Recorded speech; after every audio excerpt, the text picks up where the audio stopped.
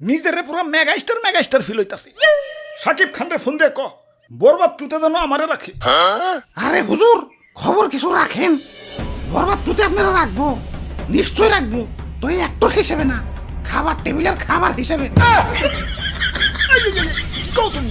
হ্যাঁ, দেশে ঠান্ডা ভাইরাল হওয়ার পর থেকে দেশের পাবলিকরাও আমাকে ধরে ধরে খাওয়া শুরু করছে।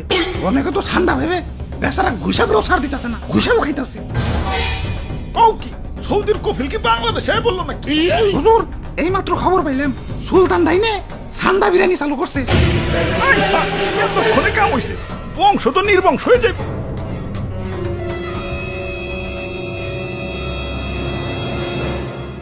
না অনেক হয়েছে, আর না, এর একটা ভিত করুনি লাগবো। মন্ত্রী আমার সৈন্যদের প্রস্তুত করো, যা যা আছে সব কিছু নিয়ে এয়ারপোর্টে হাজির হও, দেশ ছেড়ে পলাই তুইব। গুইসাপ তোমরাও চলো, যে দেশে ইন্টারনেট নাই ওই দেশে যাবো।